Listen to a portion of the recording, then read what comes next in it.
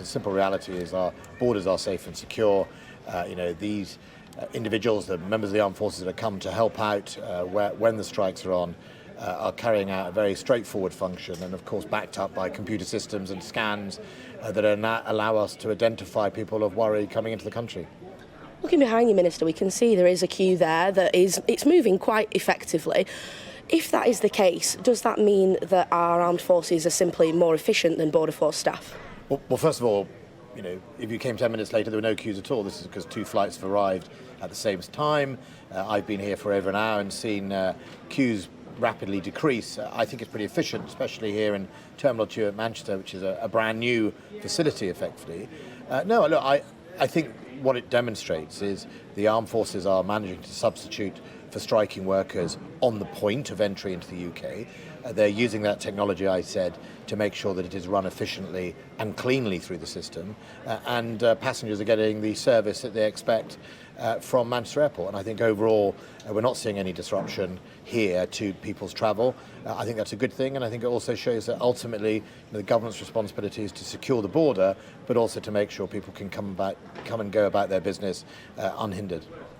Should the UK be introducing travel restrictions on people flying in from China following the announcement from the US last night? Well, I think the government has said it's now going to keep that under review and review whether different countries with COVID outbreaks, etc., should obviously face different restrictions. I think as we speak, that is being reviewed, and I'll expect to see some clarification, I think, by the Department of Transport probably today or tomorrow. If that is indeed the decision, we've seen in the last hour or so that India will now be COVID testing from several countries from Asia. If that is the decision that we aren't going to be doing so, how can we be sure that isn't going to put too much pressure on an already overloaded NHS? Well, I think first and foremost that's a matter, certainly the Department of Transport, to work out the balance between the medical advice that it receives and indeed the flow of traffic. But there are hundreds of countries who are not seeking currently to do that, and I think it's very important at this time of year. What we do is we make sure that those countries that don't have COVID can travel freely to the United Kingdom and vice versa. There are thousands of British tourists right now who will be flying back to the UK, and then of course making sure we target whatever restrictions we do where there are places of greater concern, not just with COVID. We do that already with other medical conditions that if pandemics break somewhere else, then of course those are powers we have. But at the moment, I think we keep it under review. We look at the traffic and where people are coming from into this country, and then no doubt the Department of Transport will make their views known. I'm just going to ask you a couple of questions about Ukraine now, if that's okay, Minister.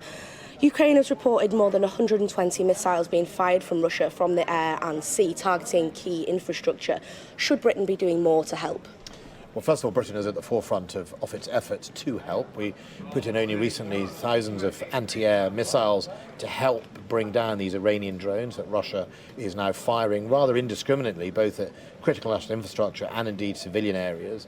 And we'll continue to use our know-how, our training, and indeed any hardware support we can in 2023 to make sure that Ukraine can defend itself.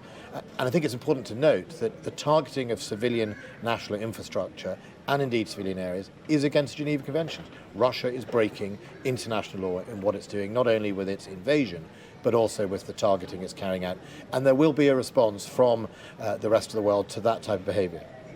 In cash terms, how much has the UK's aid to the Ukraine cost so far? Well, last year it was 2.3 billion, and from financial year 2023, we'll put in another 2.3 billion.